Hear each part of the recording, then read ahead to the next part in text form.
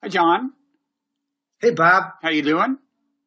I'm doing very well. My semester is over. I've graded all my papers, and now I've got another 5 weeks or so of Christmas vacation. Not to gloat, but I'm in a good mood. Well, that is gloating because I actually have papers yet to grade. Thanks for reminding me. I'm going to get to that today or tomorrow. Let me introduce us, though. I'm Robert Wright. This is The Wright Show. You are John Horgan, famous science writer. You've written a number of books, including Rational Mysticism, The Undiscovered Mind. You wrote an anti-war book. What's it called? The End of War. Okay, that leads us to your other book, The End of Science, which was written nearly 20 years ago, published in 1996. And in fact, this year, a new edition has come out. Such is the significance of this book that the publisher said, what the hell, if you'll write a foreword for free, we'll put it in and call it a new edition. And they did. Do you have it there to show us? There it is. I should say that it wasn't the original publisher. Unbeknownst to me, it had gone out of print. Mm-hmm. And it was never produced in an e-version. E-books weren't, I'm not sure they were available in 1996. Not many, no. Yeah.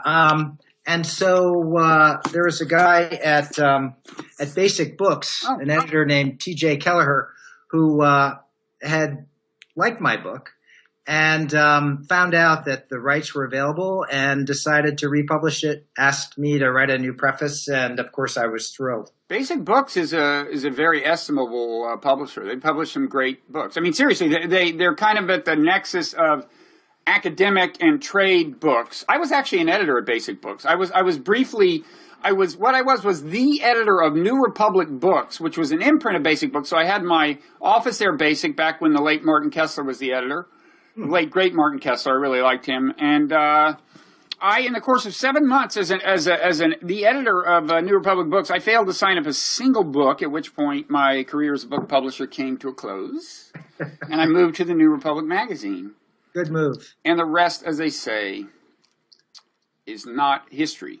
But anyway, they publish Robert Axelrod's The Evolution of Cooperation, Frank Soloway's Sigmund Freud, Biologist of the Mind. Those are books. You know what they published is I think they published Douglas Hofstadter's Pulitzer Prize winning book, Gerd Lescher Bach. I think you're right, because they also published his more recent book, I Am a Strange Loop, which I happen to have just read within the last couple of months. Mm-hmm. It's kind of Gödel Escher Bach Part 2. Yeah, word around the publishing house there was that working with him on a book was a full-time job. Well, he was very meticulous. That book, remember, Gerd Lescher Bach had like illustrations and so on, and he was very exacting. He actually wrote about this in his new book, and then I actually called him up. I'm hoping to meet him, interview him sometime soon. And he sees a book not only as a bunch of ideas, but as a potential object of beauty. Right. So he takes very seriously even things like the typeface and the layout of the pages and so forth. Right. That was what they said. I had not been there when they were working with him on the publication of that book, but that was what they said. So what we're going to talk about is the end of history. I mean, the end of science, or should history come to an end during this, we will discuss that as well.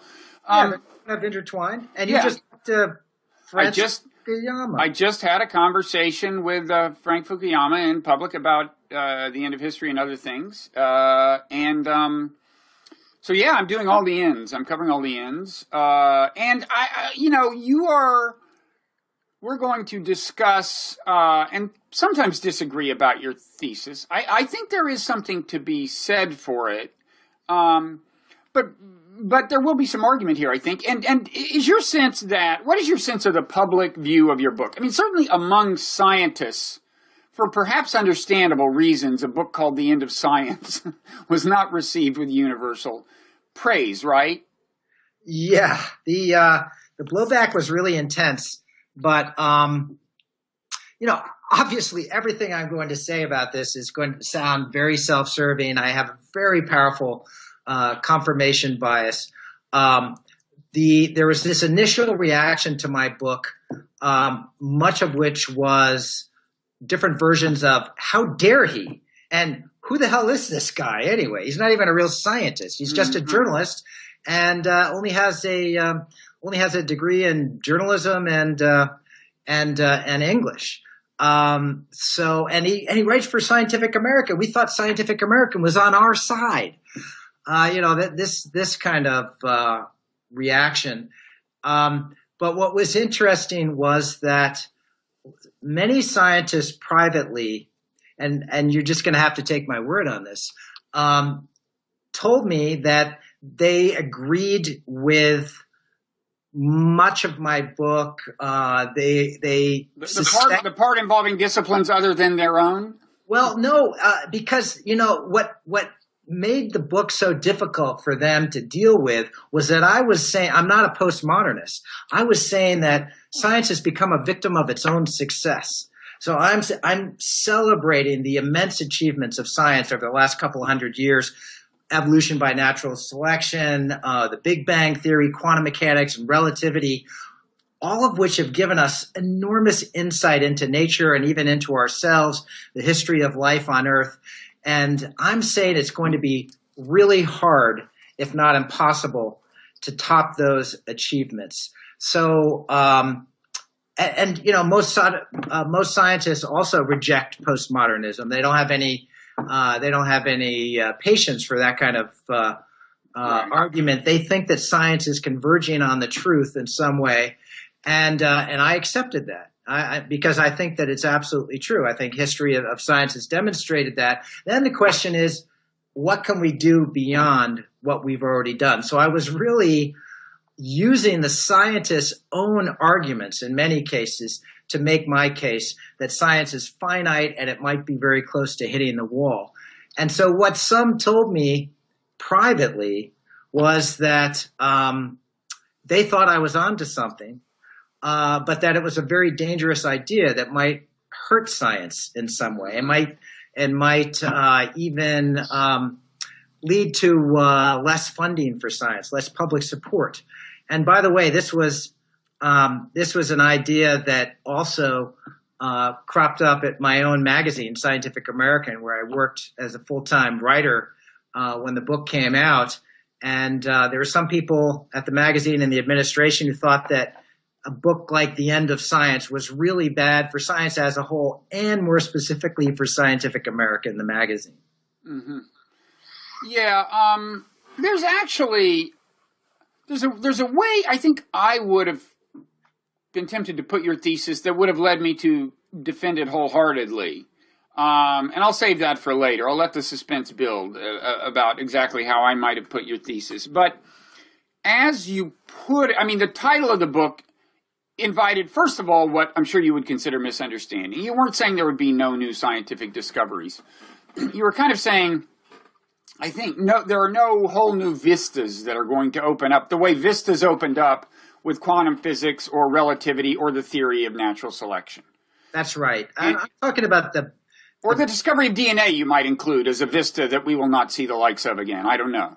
Yes, although what's interesting about DNA, the history of biology is quite different than the history of physics. So, you had Newtonian mechanics looking like a really powerful, possibly permanent paradigm for understanding new discoveries in the physical sciences. And then suddenly quantum mechanics and relativity came along, and they were entirely different. They were even, to use the wonky term of philosophers, they even seemed incommensurable. So you had what in some respects was a radically new vision of reality at the beginning of the 20th century, whereas the genetic revolution, the discovery of the double helix and then of the genetic code over the next 10 or 15 years in the 50s and 60s really fit quite nicely into the more broad framework of evolution by natural selection. Right. And there's really been nothing that did otherwise since. I mean, the theory of natural selection has just turned out to be a pretty good theory. I mean, major thresholds happen. Suddenly we can do genetic engineering and we can see things at a finer and finer level, but it all is compatible with the theory of natural selection. Now, the thing you said about physics suggests, I'm sure you've heard this, a reason you might be wrong. As you said, relativity and quantum physics seemed incommensurable. They still have not been united, right? And there is hope that they might be. And I guess one question is, why do you think they won't? Because you would have to concede, right, that if there is this grand unified theory, or a theory that unified, those two worldviews, which may or may not be the exact same as the kind of classically sought after grand unified theory, you tell me, but in any event, something that reconciled those two under a single theoretical umbrella, you would concede that then you were wrong? Would you concede you were wrong if that happened? Okay, so I've got many arguments in my book, and then I've got kind of a meta argument. So the meta argument is that science actually figures out how the world works. It gets some things right once and for all. It discovered that all matter is made of atoms, and atoms are made of quarks and electrons and things like that. Natural selection I see as a permanent part of knowledge as well. And then you get to something like physics, and you've got these two different languages for understanding two parts of the world. You've got quantum mechanics, which is basically a theory of the micro realm. General relativity is a theory of the universe and of gravity. And there's been this idea that actually has some merit that those two ways of understanding reality, which are looking at different things in a way or written in different mathematical languages, should at some point be revealed to be part of some kind of deeper underlying theory. So this is a hope that goes back to Faraday, actually, who originally showed that electricity and magnetism were different aspects of the same force. And then you come up to the 20th century, and Einstein was obsessed with the possibility of showing that gravity and electromagnetism and then the nuclear forces, when those were discovered, were part of the same underlying force. What's weird about it is that it's kind of an aesthetic goal as opposed to something that's really driven by problems out there. Yeah, but it's worked so far, right? I mean, more and more things have been unified, so it is the direction that things have gone in.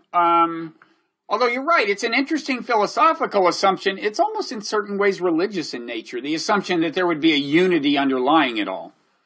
Oh, that's been pointed out many times, that this desire of physicists to have everything come from some kind of primal particle or force seems an awful lot like the religious belief in a single God.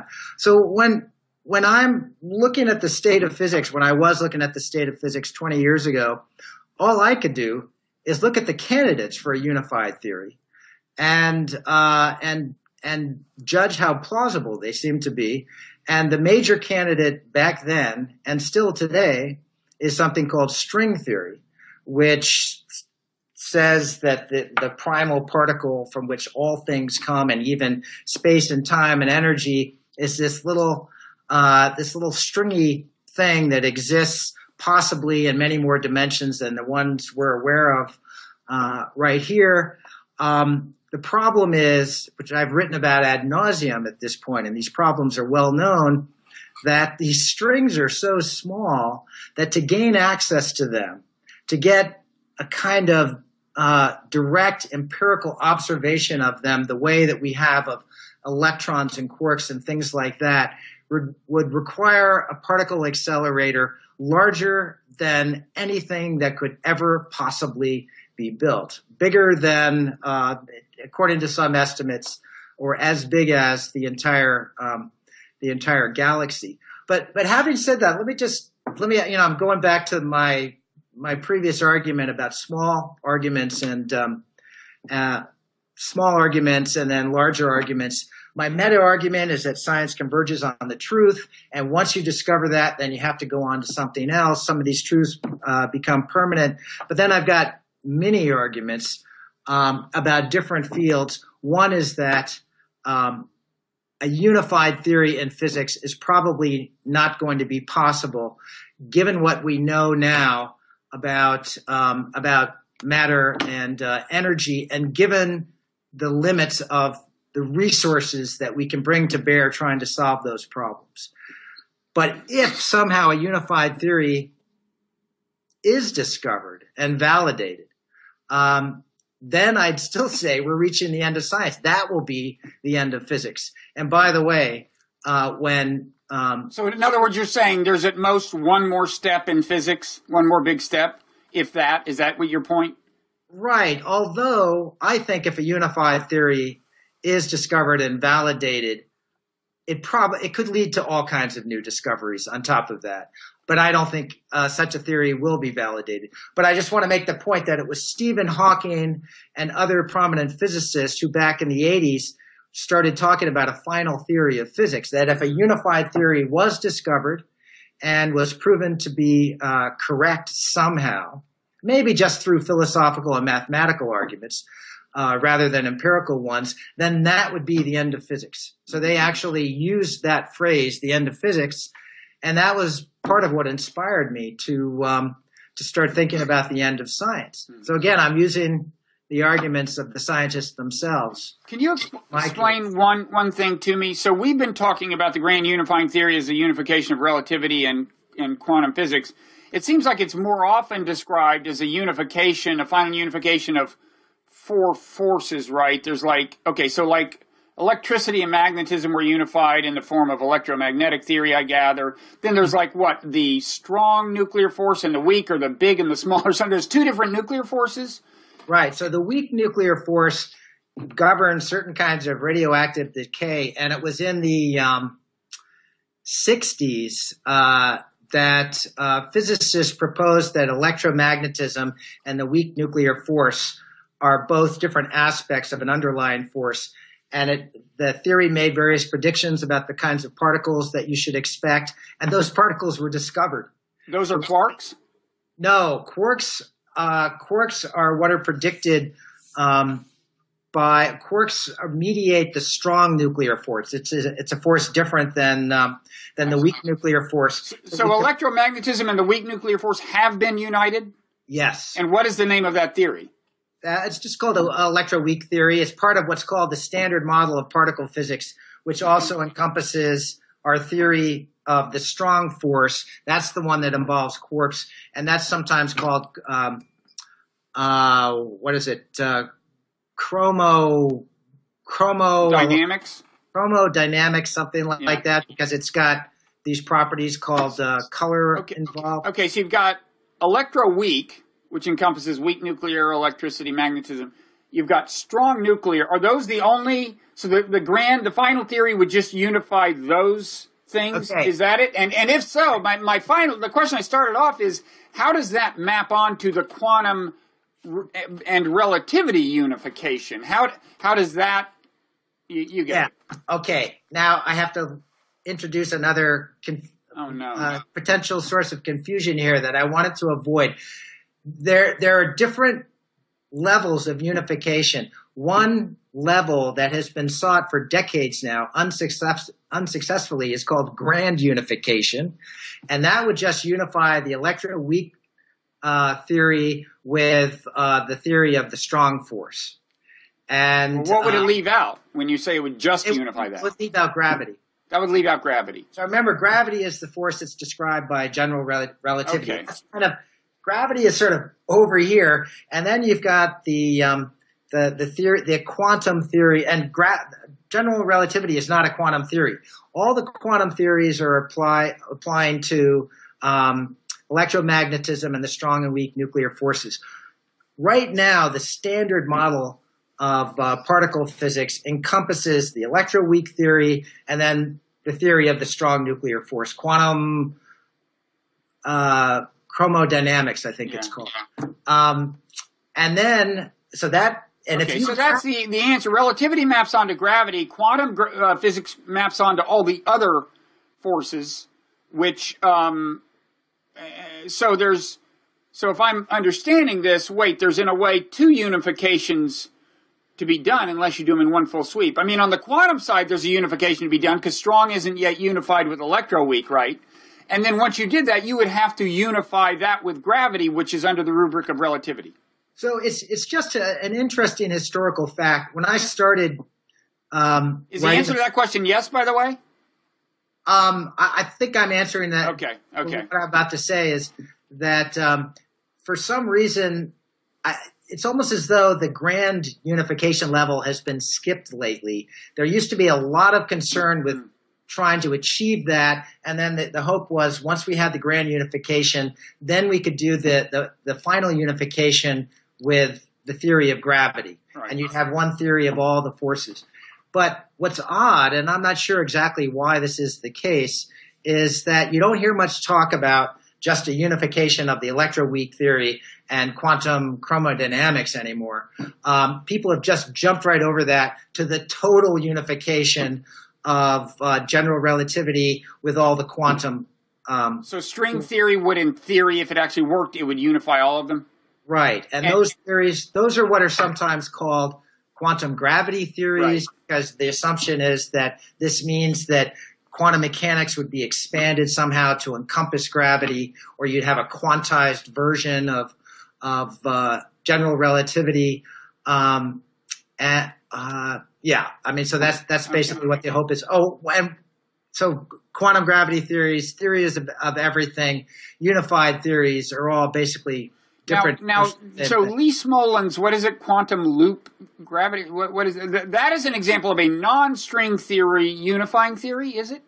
Right. Except the problem is my understanding of Smolin's theory is that it's only a quantum theory of gravity. So it's actually not a theory of everything because it leaves out electromagnetism and the weak and strong nuclear forces. So the hope there is that if you can have a quantum theory of gravity, then presumably gravity would become more commensurable with the other side, the electro-weak stuff, right? Yeah. It's kind of like, I mean, if you imagine them as different languages, it would be like you've now translated gravity into a language that you can also translate the other languages into in theory or something. I'm sorry, I got to turn off this goddamn phone. Oh, there's a Christmas tree behind you. I'm so glad the phone rang so that we can get a little bit into the spirit. Okay. Yeah, why don't you give us another shot at that? Yeah, but can you see my T-shirt? Yeah, Stop Wars. It's in the Star Wars logo kind of design motif, but it says Stop Wars, which I know is a position of yours. You are against wars, unlike the many people who favor them. Right. Nice tree. We can only see the top half. Thank you. Looks a little on the artificial side, but hey. It's actually a real tree. Is it? I thought about getting an artificial tree this year because, I don't know, I've been told that global warming. It's not cool to slaughter so many Christmas trees for this silly ritual, but I like the way they smell, so I continue to have my trees. Well, and you can do what Bill Scher does, who, of course, is on the weekly Blogging Heads TV show, the DMZ. He goes out. He lives in, I think, rural Massachusetts. Goes out and to a farm where you cut off yourself the top part of the tree. That becomes your tree, but you leave intact the bottom part of the tree, and it continues to grow. How do you do that with like a stepladder or something? You got me. But then you have this weird-looking stumpy tree. See, this is the kind of attitude that led you to say that science was going to end. You're just kind of cantankerous, and there's no pleasing you. I'm very optimistic about things that really matter, and to be honest, I've decided that unified theories and even theories of consciousness, I mean, I would love to see these achieved in my lifetime, in spite of my argument that I don't think they will be. But what really matters is that life gets better for more of us. that we solve our environmental problems, our problems of social justice and inequality and all those sorts of things.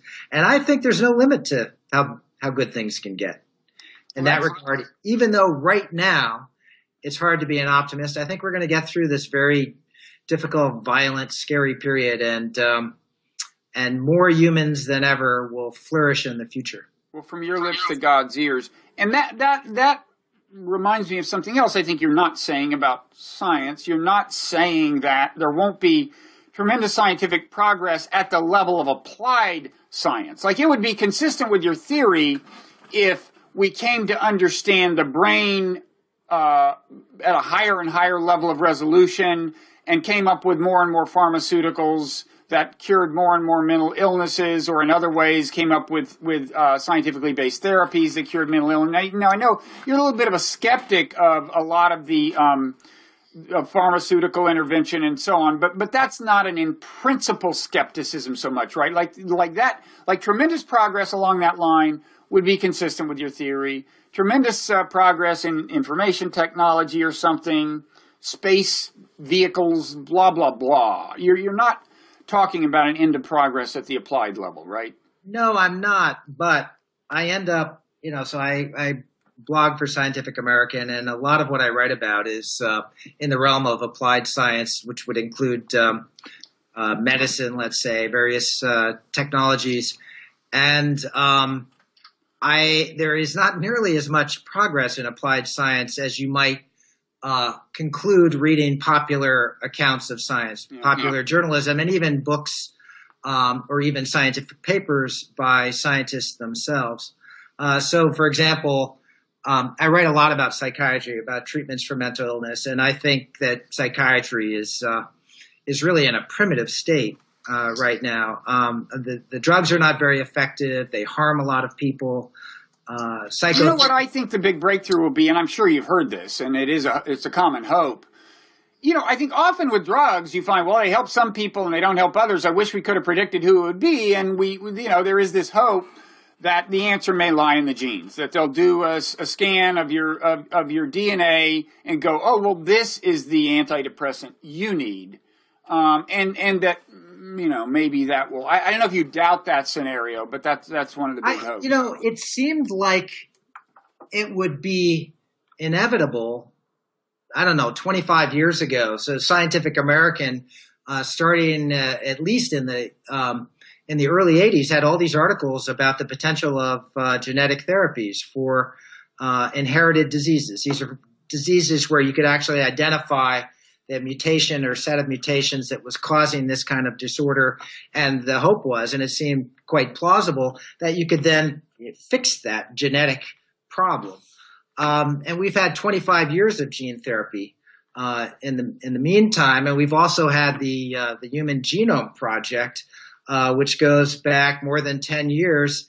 And gene therapy at this point has been a total bust. It's been an enormous disappointment. What's interesting is that genetics, some of the simple models about how genes lead to various kinds of behavior or diseases has become really complicated, and those complications show up in the difficulty of coming up with genetic therapies. I certainly hope that there will be a payoff of all the genetics research that we've had so far, and of all the new technologies for decoding genes much more rapidly. But so far, it's been an immense disappointment, and that's not just my opinion. It's right there out there in the record of the clinical trials. There are other possibilities. I've written about a technology called optogenetics, which is it's really exciting in some ways. This is only invented about maybe 10 years ago, and it involves tweaking the genes of brain cells so they become sensitive to light, and then you can stick lasers in your brain or light diodes of some kind and stimulate the cells to make them fire or inhibit their firing. And this has led to a lot of excitement. People are talking about a revolution in psychiatry coming from optogenetics. but it's and there's been a lot of hype about it, but it's an immensely invasive technology. Mm-hmm. And it's assuming, it begins with gene therapy, which, as I just said, has turned out to be very ineffective. And then it also involves sticking a lot of instrumentation in your brain. There's also the what is it, the transcranial stuff, the non-invasive, the use of like electromagnetic waves or whatever. There's some findings there, right? I mean, it's still a pretty blunt instrument, but what kinds of things have they shown they can do with that?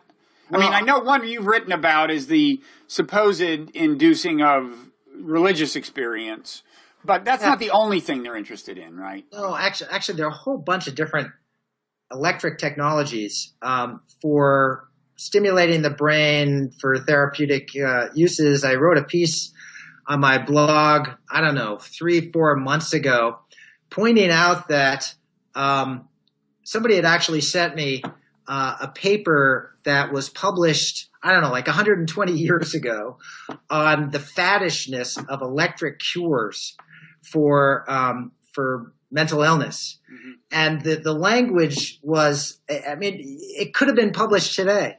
It was filled with all this enthusiasm for all these new devices that were rechanneling the electricity in the brain and so forth. And then I went through all the major different devices that there are for supposedly treating depression and anxiety and other mental illnesses, and showed that the good clinical trials don't show any evidence that they work. The only electric therapy that really does seem to be effective, at least in the short term, is electroconvulsive therapy, otherwise known as shock therapy, which for people who are extremely depressed, suicidally depressed, can provide some short-term relief, although almost everybody relapses over time. Mm-hmm. So I'm sorry to be such a downer, but... well, you have to admit that you constitutionally are a skeptic, right? I like to think I'm a realist. I mean, you can see we all think we're realists because we all see the world and it seems like the real world. But some of us are pessimists, some of us are optimists on the spectrum of relative human, perspective. But I believe in progress. I'm very hopeful for the future. I think that humans are doing a lot of things right. But I've been a science journalist for more than 30 years now. And I get really annoyed by scientific hype because it's just repeated over and over again. And I've seen some of the same stories. That's true. I mean, if you've been in the business, I used to be kind of a science journalist a long time ago. I'm really not now. But and if you've been in the business a while, it's like Groundhog Day. It's like, it's just being in science journalism sometimes consists of like just finding a new way to tell the story of quantum physics or something, some like, oh, there's a new paper, and so there's a new author, and I can call the new author and get the quotes, but it's the same old, it's another gee whiz story about how weird quantum physics is, right? I mean, there is this kind of recycling in science journalism, and it's fine. It has pedagogical value because new generations discover these truths, and you have to do it, but I know what makes you jaded. I've been there. Well, listen, I became a science journalist because I am awestruck by what science has told us about the world and about what it can even reveal about ourselves and our history and all the different theories of how our minds work also fascinate me, even if they aren't necessarily true, which I think you could say is the case with all the current theories that we have of the mind. But there are some theories that have real consequences, where people's lives are at stake and their health, and it's also a question of economics. So there's some scientific claims about medical treatments, for example, that lead people to spend a lot of money on certain pills, let's say, or procedures. I've been writing a lot about cancer recently, and I think one of the biggest stories in science journalism right now is that the whole idea of preventive medicine, let's say in cancer, or having better and better tests that can detect cancer at an earlier stage, so that it can be treated more quickly or before it's spread, and that's going to lead to better outcomes. All that has been shown to be false. And it now appears that, let's say, if we're talking about mammograms, which in particular I've been focusing on recently, that there are millions of women who have suffered unnecessarily because they have received positive tests from mammograms and have gotten mastectomies and chemotherapy and radiation that they didn't need, where there is tremendous resistance from people in the cancer industry right now to what seems to me to be an overwhelming revelation that cancer testing has turned out to be. Same with men and prostate cancer. Absolutely. With prostate cancer, for some reason, I think it became accepted more rapidly that a specific test, the PSA blood test for prostate cancer, was not a good idea, that it led to a massive number of false positives or overdiagnoses. But with mammograms, there's still a lot of battling back and forth. Yeah, and you can imagine why.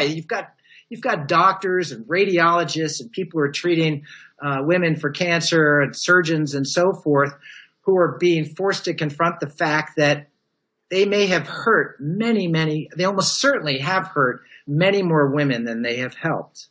Yeah, there are two things that I hope are getting as much attention as they deserve, have gotten more attention lately. One is that a number of doctors have had a financial interest in having various diagnostic things done, tests done, and have a financial interest in doing things like surgery and so on. And they don't have to be like consciously devious and corrupt for that to influence their decisions about how to steer patients. There's that. And then there's the second thing that I'm happy to say has gotten a lot of attention, which is the number of these studies that are funded by companies that have an interest in the outcome, like pharmaceutical companies. And so I hope things will improve on that front. Now, at the more fundamental level of science, kind of where we started out, I think there's a couple of things we should cover. We need to get to the mind-body problem. Sure. Before we do that, just to revisit physics a little, I assume that what you would say when somebody says, wait a second, since you wrote The End of Science, the Higgs boson has been discovered. I don't even know what the status is. I assume we still think it's been discovered. But I assume you would say, that just confirms a pre-existing theory, right? The Higgs boson was predicted in the early 60s, and it is what you might call the capstone of the Standard Model. Mm-hmm. Which again, that's the quantum theory that encompasses the electroweak force and the strong nuclear force. What's weird about it is that it is, in some ways, it's a wonderful achievement, but it's an achievement of old physics. The new physics, or the exciting physics at the frontier, that's string theory and loop space theory. It's these quantum gravity theories, and which have no hope of being validated by any kind of particle detection at the Large Hadron Collider in the way that the Higgs boson was. Theories, I can't emphasize enough what a discontinuity it is between the level of physics that gave you the Higgs boson and those unified theories, which are dealing in distance scales and energies that are just so far beyond what we can access. What about this piece recently written by Dennis Overby, whom you and I both saw at dinner not long ago, of New York Times? Did you see this piece where they thought maybe there was evidence of a whole new particle they hadn't anticipated coming out of, I guess, was that the Large Hadron Collider or what? Yes, it was. Here's even he qualified it. I mean, he said the chances are this is going to turn out to be noise and not a new particle, but apparently physicists are taking seriously the possibility it's a new particle. I give it vanishingly little likelihood. I've seen so many of these things come and go, and that was qualified right from the start in so many ways that I give it no chance of being validated in the future. But I will tell you that there was one astonishing discovery in physics made since my book, and it's still has the potential to blow things wide open. It just hasn't happened yet, and that's the discovery. Not only that the universe is expanding, that's the basic Big Bang theory, but that the rate of expansion is accelerating. So that was discovered in the late 1990s, several years after my book.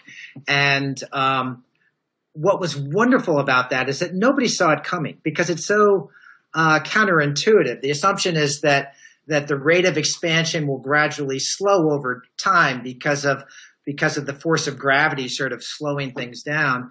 But that's not the case. When was that discovered? It was discovered in the late 1990s, and so it's led to a lot of this speculation that you've probably heard about the possibility of something called dark energy. Right. That there is, which is separate from dark matter.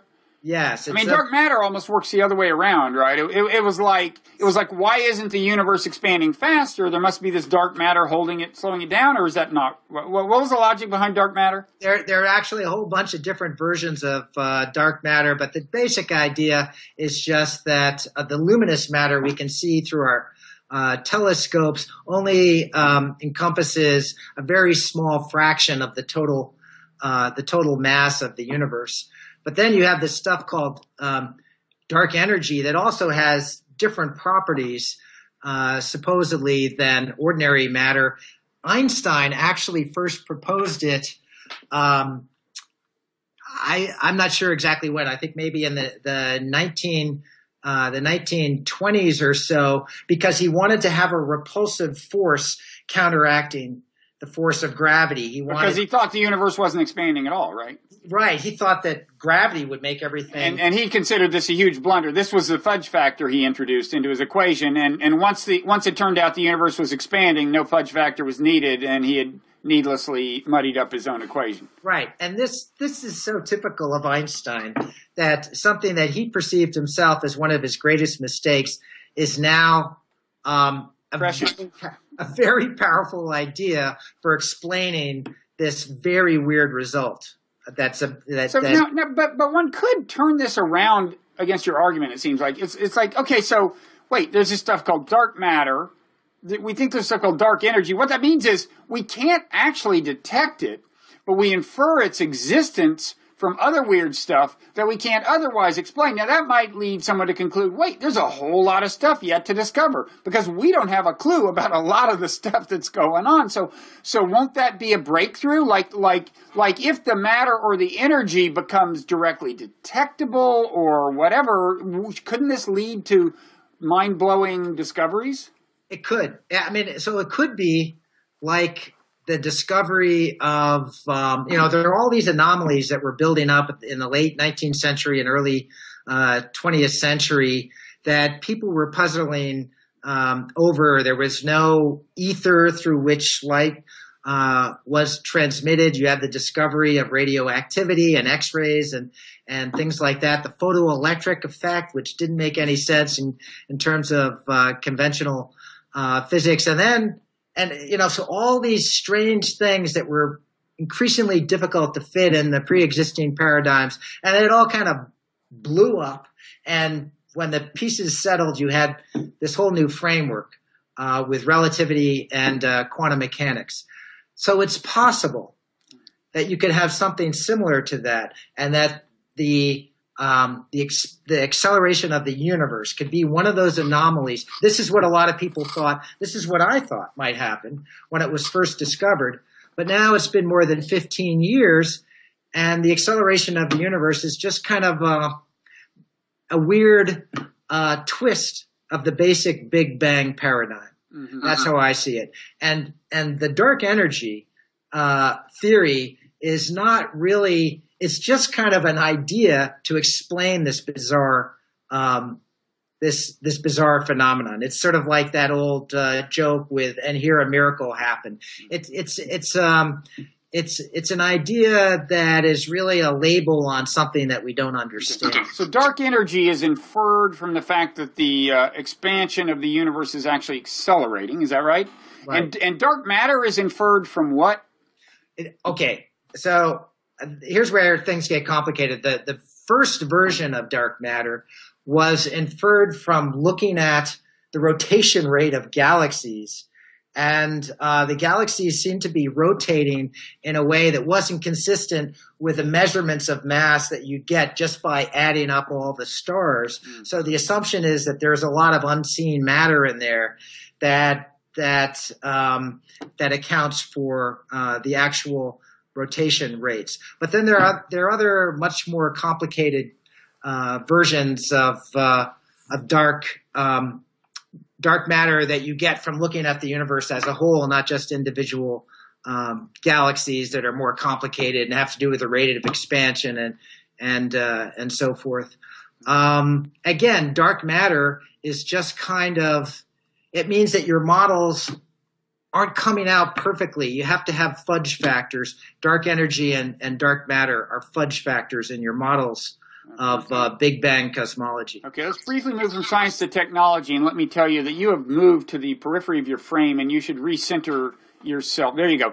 Now, back to science. Let's jump to the mind-body problem, and here I think we're probably largely on the same page. So let me give you my take, and see what you think. I know one thing you say in the book, The End of Science, is the mind-body problem is something we just may never figure out.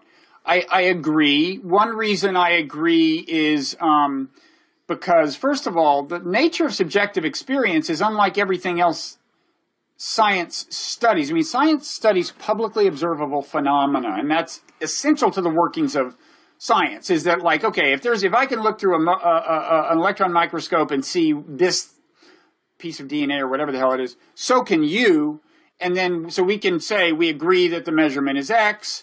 And that kind of agreement is essential to the way science works, because you have to be able to replicate each other's experiments and so on. Now, the thing about my subjective experience is no one can observe it other than me. So, first of all, it's just qualitatively different kind of thing. Makes you wonder whether there could ever be a scientific theory of it. The second thing that I observe is that, like, you were at this thing I had at Union Theological Seminary, which I thought was a really interesting conversation involving David Chalmers and Rebecca Neuberger Goldstein about the consciousness problem. I thought we did a good job of summing up some of the latest currents of thought. On the other hand, some of the latest currents of thought are some of the oldest currents of thought, and what you're reporting on when you report on mind-body problem is largely like, okay, well, now more and more people are taking what's called panpsychism seriously. Well, that's been around forever, A, and B, the reason they're taking seriously, it doesn't seem to be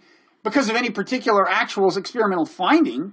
It's just like the general puzzlement over the phenomenon leads people to go, well, maybe it is this thing that we discarded 20 years ago, It's like, it's just mystifying, the phenomenon of consciousness, and it's not obviously why, if you have a truly scientific perspective, in other words, you're a scientific materialist, why it should exist at all. You can in theory explain the workings of any organism without reference to subjective experience. So there we are. I'm inclined to think that you're right, that we may never have a clearer fix on it than we have now. There also may be just something about being a conscious being that impedes comprehension of the phenomenon or something. I don't know. Yeah, by the way, I really like that evening. Yeah, it's on. It'll soon be on Meaning of Life TV, and I think well worth it. But because discussions of consciousness can get obscure very quickly, and I thought you guys were about as clear as it gets in talking about consciousness and giving us a sense of what the different theories and philosophies are. But you're right. I mean, so here you had a very prominent philosopher of mind, and Rebecca Goldstein, who certainly knows a lot about current theories of mind and the philosophical debates about the mind-body problem. And it just seems extraordinary to me that they are taking seriously an idea like panpsychism, which says that maybe consciousness imbues everything in the universe. And by the way, going back to dark energy, I was at a conference on something called integrated information theory, which is inspiring a lot of this interest in panpsychism. It's a very wonky, difficult mathematical theory, and its main proponents include some of the top neuroscientists in the world. But one of its implications is that panpsychism is true. And so I love that kind of stuff, because to me I say, come on, that looks like the end of science to me. These are smart people ramming against the wall, a limit of science, and they're coming up with all sorts of crazy ideas. But I might be more optimistic than you are about possible progress in neuroscience and the mind-body problem in the following way. I think that when it comes to understanding the mystery of consciousness, especially given the problems that you just talked about, the inability of us to access each other's consciousness, let alone the consciousness of non-human things. I don't see that as a soluble problem, but I do think we could have an immensely effective theory of how the brain works, so effective that it becomes very predictive, and it allows us to interface, let's say, with electronic devices. Oh, I can see all that. And I can see a much finer mapping of physiological states to different states of consciousness. But that is not really solving the mind-body problem. This is Dan Dennett's confusion. He thinks like, oh, we've got these correlations between brain and subjective experience, so we're done, right? And no, we're not done.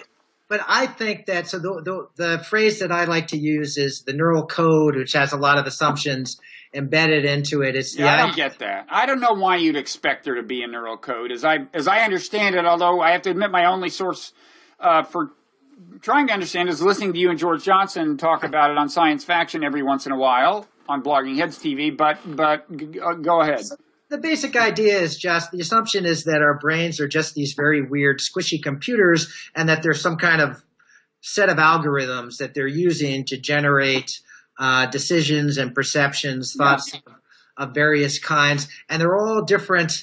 There are lots of different versions of the neural code. The assumption is maybe that there are different neural codes used for different parts of human cognition, but there has been some success in figuring out kinds of crude neural coding in ways that make it easier to plug prosthetic devices like artificial cochleas into our brains. But see, even that I just don't think gets at the hard questions about consciousness. But here's what I'm saying. I would be, if we figured out the neural code to the point where we really could understand brains, and I'd be looking for certain kinds of practical outcomes. We can understand why schizophrenia happens.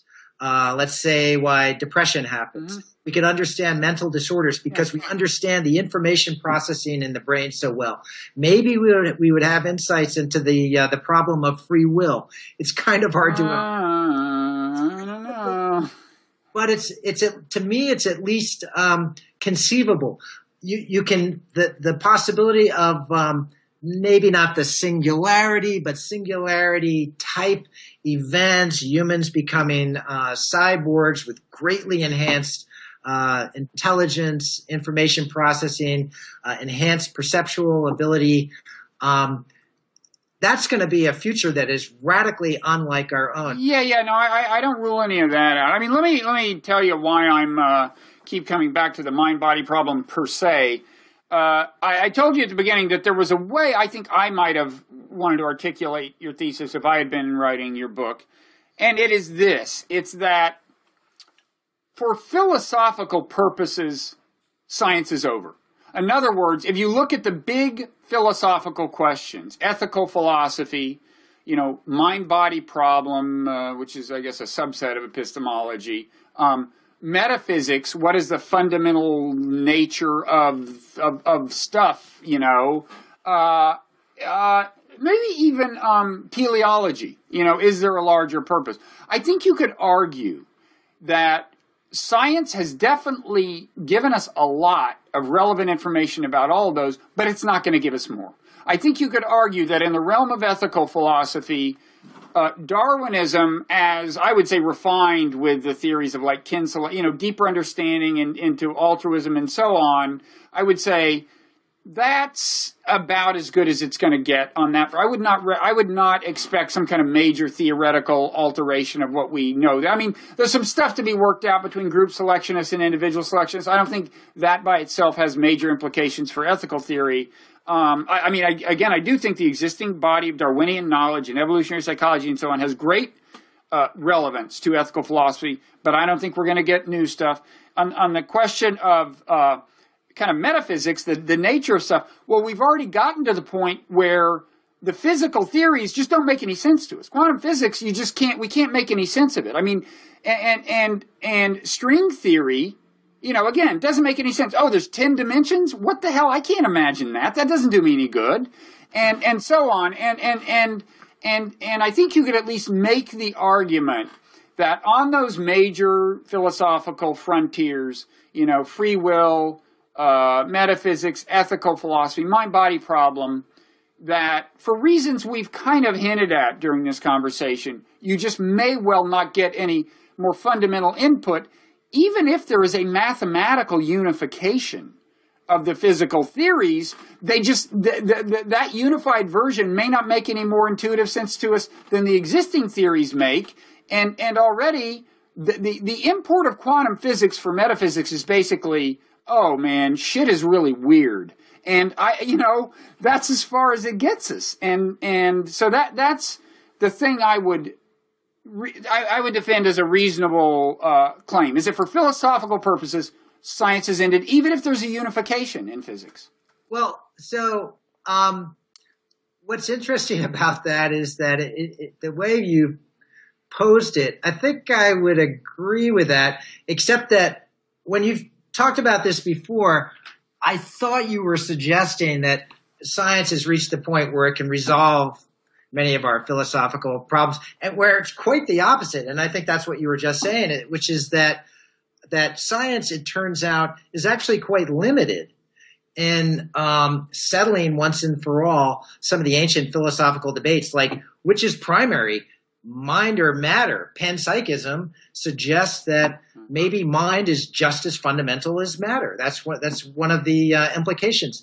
Is it a deterministic universe, or do our minds have the ability to influence the course of our bodies and of matter out there in the world? And another ancient philosophical debate, which is still raging. Or moral realism. Are there moral truths? And you're right. No, I'm not saying science will resolve. I do think science has moved the ball forward. I think we can speak more intelligently about the question of moral realism, by virtue of understanding how our ethical intuitions evolve via natural selection. But no, I don't think by any means that all of these philosophical questions, certainly including free will, mind-body problem, are going to be resolved definitively once and for all. Well, my working definition of philosophy is that it's the pursuit of questions that have no definitive answers, as opposed to science, which I think in principle is looking at questions that can be answered, at least possibly at some point in the future. So in a way, you could say that maybe we're posed. You've had some of these prominent scientists disparaging philosophy lately and saying we don't need it anymore, when in fact philosophy might be poised for a renewal and a new period of flourishing. I'm fascinated by philosophy because I'm obviously obsessed with the problem of free will. I think that even the question, I'm a pretty hardcore materialist, but I think it's really interesting that some extremely smart people are talking about consciousness as being as fundamental as matter and energy in some way. These are philosophical questions that go back to the ancient Greeks. Well, I think philosophers are valuable in part to explain to scientists why they're facile answers. Not that all scientists posit facile answers to philosophical problems. and not that I'm going to mention Lawrence Krauss's name now, which I'm not, but it's been known to happen, and it's valuable for philosophers to step in and say, no, this is not the question we were asking, or this is not the interesting question, or this is why this really doesn't settle it once and for all. The other thing I would say is I'm not saying that none of these questions will be answered. Free will and determinism, for example, I mean, determinism at least would be intelligible, and I suppose there's a way something could convince us if that's the case. Free will is in a way harder to conceive of, although it's intuitively more appealing. So I'm not saying that we won't. I'm just saying I think it wouldn't surprise me if science was not going to shed any major new light on the basic philosophical questions. See, when I describe philosophy as dealing with the set of questions that they can't be answered, that might sound as though I'm disparaging philosophy. I think that that's an invaluable function. I think in human history, humans have shown that they have this tendency to cling to belief systems, whether they are religious or scientific or political, and to think that these are final answers to what we should believe about the universe or how we should conduct ourselves. And often bad things happen when humans develop this kind of certitude. So I think it's essential that we have a counterforce against the certainty that is being foisted on us by scientists, let's say, or even some people in the political realm.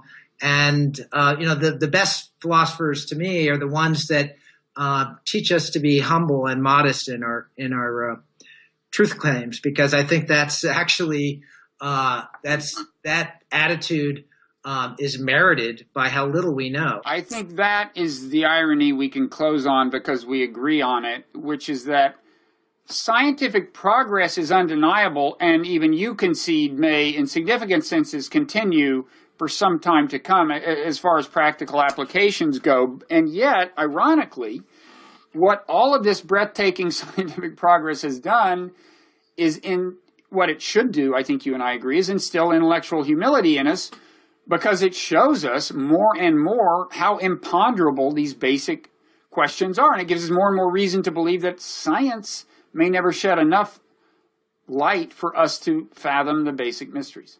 Right. And I think there are, that kind of doubt should carry over into the social and political realm as well. And that, we'll be better people if we have that kind of humility. Right. And that's particularly true of the people who disagree with me on political issues, by the way. Listen, thank you. Congratulations on the new edition of The End of Science. I encourage everyone to tune in to you and George Johnson's periodic conversations under the rubric Science Faction on Blogging Heads TV. Available in both streaming video and podcast, like all of these conversations. So have have happy holidays, happy New Year, and so on. Same to you, Bob. Okay, thanks.